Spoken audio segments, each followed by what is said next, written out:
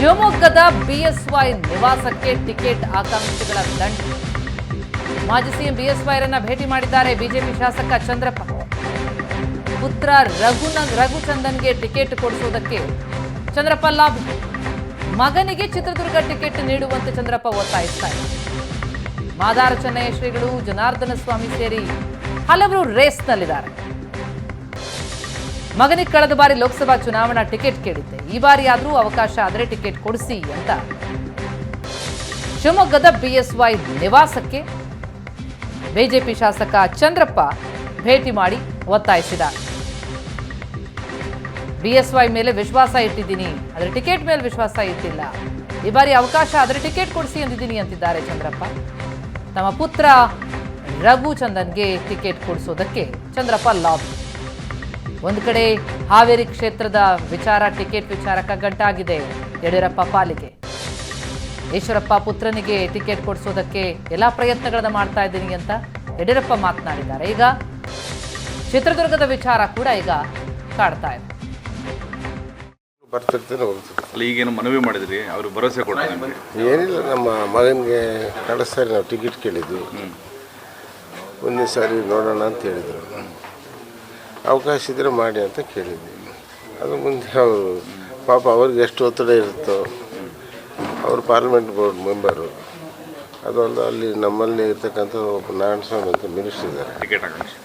ನನ್ನ ಮಗನೂ ಟಿಕೆಟ್ ಆಕಾಂಕ್ಷಿ. ಏನು ಮಾಡ್ತಾರಂತ ನೋಡೋಕ್ಕೆ ನಂದು ಮನವಿ ಥರ ಕೇಳಕ್ಕೆ ಬಂದಷ್ಟು. ವಿಶ್ವಾಸ ಇದೆ ಸರ್ ಟಿಕೆಟ್ ಸಿಗುತ್ತೆ ಅಂತ ಹೇಳಿ? ನಾನು ಇವ್ರ ಮೇಲೆ ವಿಶ್ವಾಸ ಇಟ್ಟಿದ್ದೀನಿ, ಟಿಕೆಟ್ ಮೇಲೆ ವಿಶ್ವಾಸ ಇಟ್ಟಿಲ್ಲ. ಅವನು ಬರ್ತಿರ್ತೇನೆ ಹೋಗ್ತೀವಿ. ಅಲ್ಲಿ ಈಗೇನು ಮನವಿ ಮಾಡಿದ್ರಿ, ಅವರು ಭರವಸೆ ಕೊಡ್ತಾರೆ ನಿಮಗೆ? ಏನಿಲ್ಲ, ನಮ್ಮ ಮಗನಿಗೆ ಈ ಬೆಳವಣಿಗೆ ಕುರಿತಾಗಿ ಇನ್ನಷ್ಟು ಡೀಟೇಲ್ಸ್ ಕೊಡ್ತಾರೆ ನಮ್ಮ ರಿಪೋರ್ಟರ್ ರಾಜೇಶ್ ಕಾಮತ್ ಈಗ ಸಂಪರ್ಕದಲ್ಲಿದ್ದಾರೆ. ರಾಜೇಶ್, ಮೊದಲಿಗೆ ಹಾವೇರಿ ವಿಚಾರ, ಆ ಟಿಕೆಟ್ ವಿಚಾರ ಭಾರಿ ಕಗ್ಗಂಟಾಗಿತ್ತು ಯಡಿಯೂರಪ್ಪ ಪಾಲಿಗೆ. ಈಗ ನೋಡ್ತಾ ಹೋದ್ರೆ ಚಿತ್ರದುರ್ಗದ ಟಿಕೆಟ್ ಆಕಾಂಕ್ಷಿಗಳ ಸಂಖ್ಯೆ ಕೂಡ ದೊಡ್ಡದಾಗ್ತಾ ಇದೆಯಾ? ಯಾವ ರೀತಿಯ ಒತ್ತಡ ಕೇಳಿಬಂತು? ಪ್ರತಿಮಾ, ಏನು ದೆಹಲಿಯಲ್ಲಿ ಇವತ್ತು ಸಂಜೆ BJPಯ ಅಭ್ಯರ್ಥಿಗಳ ಆಯ್ಕೆಯ ಸಭೆ ಇತ್ತು, ಸಂಸದೀಯ ಮಂಡಳಿಯ ಸಭೆ ಇತ್ತು. ಆ ಸಭೆ ರದ್ದಾದ ಹಿನ್ನೆಲೆಯಲ್ಲಿ ಯಡಿಯೂರಪ್ಪನವರು ಶಿವಮೊಗ್ಗದಲ್ಲೇ ಉಳಿದುಕೊಂಡಿದ್ದರು.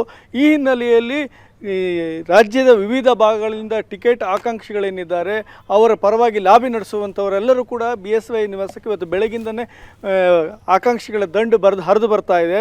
ಈಗಾಗಲೇ ಬೆಳಗ್ಗೆನೇ ಕುರುಬರ ಸಮಾಜದ ದಂಡು ಏನು ನೂರಾರು ಸಂಖ್ಯೆಯಲ್ಲಿ ಬಂದು ಹಾವೇರಿ ಕ್ಷೇತ್ರಕ್ಕೆ ಈಶ್ವರಪ್ಪ ಪುತ್ರ ಕಾಂತೇಶ್ಗೆ ಟಿಕೆಟ್ ಕೊಡಬೇಕು ಅಂತೇಳಿ ಸಾಕಷ್ಟು ಲಾಬಿಯನ್ನು ನಡೆಸ್ತು. ಅವರನ್ನು ಕೂಡ ಸಮಾಧಾನಪಡಿಸಿದ್ದ BSY, ನಾನು ಶಕ್ತಿ ಮೀರಿ ಪ್ರಯತ್ನ ಮಾಡ್ತಾ ಇದ್ದೀನಿ, ಖಂಡಿತವಾಗಿಯೂ ಹೈಕಮಾಂಡ್ ಮೇಲೆ ನಾನು ಕೂಡ ಒತ್ತಡ ತರ್ತೀನಿ, ನನ್ನ ಜೊತೆಗೆ ಈಶ್ವರಪ್ಪನವ್ರನ್ನ ದೆಹಲಿಗೆ ಕಳಿಸಿ ಅಂತೇಳಿ ಅವರಿಗೂ ಕೂಡ ಸೂಚನೆಯನ್ನು ಕೊಟ್ಟರು.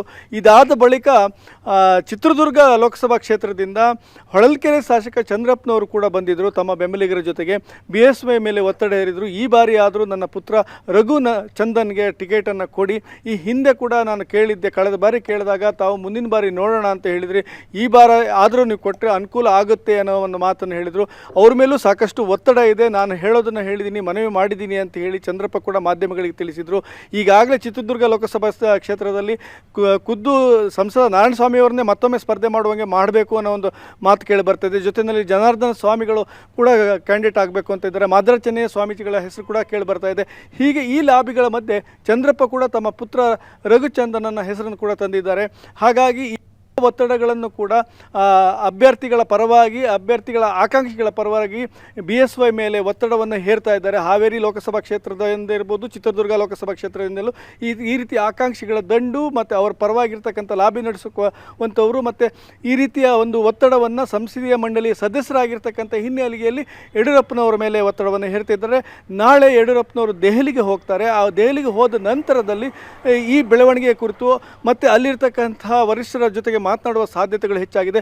ಇನ್ನೊಂದು ಕಡೆ ಹಾವೇರಿ ಕ್ಷೇತ್ರದ ಟಿಕೆಟ್ ಆಕಾಂಕ್ಷಿಯಾಗಿರ್ತಕ್ಕಂಥ ಮಾಜಿ CM ಬಸವರಾಜ ಬೊಮ್ಮಾಯಿ ಕೂಡ ಈಗಾಗಲೇ ಮಧ್ಯಾಹ್ನ ಬೆಂಗಳೂರಿನಿಂದ ದೆಹಲಿಗೆ ವಿಮಾನದಲ್ಲಿ ತೆರಳುವ ಸಾಧ್ಯತೆಗಳು ಹೆಚ್ಚಾಗಿದೆ. ಅಲ್ಲಿ ಹೋಗಿ ಅವರು ಕೂಡ ಟಿಕೆಟ್ಗಾಗಿ ಲಾಬಿ ಮಾಡ್ತಾರಾ ಅಥವಾ ಅವ್ರನ್ನ ಹೈಕಮಾಂಡ್ ಬುಲಾವಕಾಗಿದೆಯಾ ಅನ್ನೋದು ಕೂಡ ಇನ್ನಷ್ಟೇ ತಿಳ್ಕೋಬೇಕಾಗಿದೆ. ಈ ರೀತಿಯ ಲಾಬಿಗಳು ಈಗ ಹತ್ತಿರದಲ್ಲಿ ಇನ್ನೇನು 2 ದಿನಗಳಲ್ಲಿ ಟಿಕೆಟ್ ಘೋಷಣೆ ಆಗುತ್ತೆ, ಕರ್ನಾಟಕದ ಬಹುತೇಕ ಕ್ಷೇತ್ರಗಳ ಘೋಷಣೆ ಆಗುತ್ತೆ ಅಂದಾಗ ಈ ಆಕಾಂಕ್ಷಿಗಳು ಮತ್ತು ಅವರ ಬೆಂಬಲಿಗರು ಮತ್ತು ಈ ಒಂದು ರೀತಿಯ ಲಾಬಿ ನಡೆಸುವಂಥ ತಂತ್ರಗಾರಿಕೆಯಲ್ಲಿ ತೊಡಗಿದ್ದಾರೆ ಅಂತ ಹೇಳಿಬೋದು ಪ್ರತಿಮಾ. ರಾಜೇಶ್, ಈ ರೀತಿಯ ಒತ್ತಡ, ಒತ್ತಾಯ, ಟಿಕೆಟ್ ಆಕಾಂಕ್ಷಿಗಳ ಲಿಸ್ಟ್ ದೊಡ್ಡದಿರುತ್ತೆ ಪ್ರತಿಯೊಂದು ಚುನಾವಣೆಯ ಸಂದರ್ಭದಲ್ಲೂ ಕೂಡ. ಆದರೆ ಈ ಬಾರಿ ಒತ್ತಡ, ಒತ್ತಾಯಗಳನ್ನು ನೋಡ್ತಾ ಹೋದರೆ ಒಂದು ರೀತಿಯಲ್ಲಿ ಯಡಿಯೂರಪ್ಪನವರಿಗೆ ಅದು ತಲೆನೋವಿನ ವಿಚಾರ ಆಗಿದೆಯಾ? ಯಾಕಂದರೆ ಬರುವಂಥವರು ಒತ್ತಾಯ ಮಾಡ್ತಾ ಇದ್ದಾರೆ, ಅದರ ಜೊತೆಗೆ ಚಾಲೆಂಜ್ಗಳನ್ನು ಕೂಡ ಮಾಡ್ತಾ ಇದ್ದಾರಾ ಅಂತ. ನೀವು ಈ ರೀತಿ ನನಗೆ ಸಹಾಯ ಮಾಡಿಲ್ಲ ಅಂತಂದರೆ ಇನ್ನೊಂದು ರೀತಿಯಲ್ಲಿ ಸಮಸ್ಯೆಗಳಾಗತ್ತೇನೋ ಅರ್ಥದಲ್ಲಿ. ಖಂಡಿತ ಯಡಿಯೂರಪ್ಪನವ್ರ ಮೇಲೆ ಒತ್ತಡ ಹೇರುವ ತಂತ್ರಗಾರಿಕೆ ಜೊತೆಗೆ ಒಂದು ಹಂತದಲ್ಲಿ ಒತ್ತಡ ಜೊತೆಗೆ ಬ್ಲ್ಯಾಕ್ ಮೇಲ್ ರಾಜಕಾರಣ ನಡೀತಿದೆ ಅನ್ನೋ ರೀತಿಯ ಮೇಲ್ನೋಟಕ್ಕೆ ಕಂಡು ಬರ್ತಾ ಇದೆ. ಯಾಕಂದರೆ ಯಡಿಯೂರಪ್ಪನವರು ಇವತ್ತು ಮನೆಯಲ್ಲಿದ್ದಾಗ ಕುರುಬ ಸಮಾಜದವರು ಬಂದಾಗ ಕೂಡ ಅವರು ಅದನ್ನು ಹೇಳಿದರು, ಹಾವೇರಿ ಕ್ಷೇತ್ರದಿಂದ ನಮ್ಮ ಕುರುಬ ಸಮಾಜಕ್ಕೆ ಟಿಕೆಟ್ ಕೊಡಿ, ಈಶ್ವರಪ್ಪನವ್ರ ಮಗನಿಗೆ ಕೊಡಿ, ಒಂದು ವೇಳೆ ಅವ್ರಿಗೆ ಕೊಡದೇ ಇದ್ದರೆ ಅವರು ಪಕ್ಷೇತರಾಗಿ ಸ್ಪರ್ಧೆ ಮಾಡ್ಬೋದು, ಈ ರೀತಿಯ ಒತ್ತಡಗಳನ್ನು ಹೇರ್ತಾ ಇದ್ದಾರೆ. ಹಾಗೆ ಚಂದ್ರಪ್ಪನವರು ಆದರೆ ಪಕ್ಷೇತರವಾಗಿ ಸ್ಪರ್ಧೆ ಮಾಡ್ತೀನಿ ಅಂತ ಹೇಳಿಲ್ಲ, ಆದರೆ ಕಳೆದ ಬಾರಿ ನೀವು ಮಾತು ಕೊಟ್ಟಿದ್ರಿ, ಈ ಬಾರಿನಾರು ಅವಕಾಶ ಮಾಡಿಕೊಡಿ ಅನ್ನೋ ಮಾತನ್ನು ಹೊಳಲ್ಕೆರೆ ಶಾಸಕರು ಚಂದ್ರಪ್ಪನವ್ರು ಹೇಳಿದರು. ಈ ರೀತಿ ಆಕಾಂಕ್ಷಿಗಳು ಇವರು ಹೇಳೋದ್ರ ಮೂಲಕ ಒಂದು ವೇಳೆ ಟಿಕೆಟ್ ಕೈ ತಪ್ಪಿದರೆ ಅಟ್ಲೀಸ್ಟ್ ತಮ್ಮ ಮಕ್ಕಳಿಗೆ ಮುಂದಿನ ದಿನಗಳಲ್ಲಾದರೂ ರಾಜ್ಯ ರಾಜಕಾರಣದಲ್ಲಾದರೂ ಯಾವುದಾರ ಒಂದು ಸ್ಥಾನಮಾನ, ಈ ರೀತಿಯ ಜನಪ್ರತಿನಿಧಿಯ ಸ್ಥಾನಮಾನಕ್ಕೆ ಅವಕಾಶ ಸಿಗಲಿ ಅನ್ನೋದು ಈಗಲೇ ನಾವು ಒತ್ತಡ ಹೇರಿದರೆ ಆಗುತ್ತೆ. ಒಂದು ವೇಳೆ ಈಗ ಟಿಕೆಟ್ ಸಿಕ್ಕಿದರೆ ಅದು ನಮಗೆ ಡಬಲ್ ಲಾಭ ಇದ್ದಾಗೆ. ಒಂದು ವೇಳೆ ಸಿಗದೆ ಹೋದರೆ ಈ ರೀತಿ ತಮ್ಮ ಪುತ್ರರಿಗೆ ರಾಜಕೀಯದಲ್ಲಿ ತಾವು ಇರುವಾಗಲೇ ಕೂಡ ಯಾವುದಾರ ಒಂದು ಸ್ಥಾನಮಾನವನ್ನು ಕೊಡಿಸ್ಬೇಕು ಅಂತ ಸ್ವತಃ ಈಶ್ವರಪ್ಪನವರಾಗಲಿ ಚಂದ್ರಪ್ಪನವರಾಗಲಿ ಅವರ ಅಭಿಲಾಷೆ ಅದೇ ಆಗಿದೆ. ಯಾಕಂದರೆ ಅವರ ರಾಜಕಾರಣದ ಅವಧಿ ಮುಗಿತಾ ಬಂತು, ಅಟ್ಲೀಸ್ಟ್ ಮಕ್ಕಳಿಗೆ ಒಂದು ಅವಕಾಶ ಮಾಡಿಕೊಟ್ಟು ತಮ್ಮ ಒಂದು ಶಕ್ತಿ ಇರುವಾಗಲೇ ಮಾಡಿದರೆ ಖಂಡಿತವಾಗಿ ಅದರ ಫಲ ಮಕ್ಕಳಿಗೆ ಸಿಗುತ್ತೆ ಅನ್ನೋದು ಅವರ ಆಕಾಂಕ್ಷೆ. ಹಾಗಾಗಿ ಈ ತಂತ್ರಗಾರಿಕೆಯಲ್ಲಿ ತೊಡಗಿದ್ದಾರೆ ಅಂತ ಹೇಳ್ಬೋದು Pratima. Thank you so much Rajesh ತಮ್ಮೆಲ್ಲ ಮಾಹಿತಿಗೆ.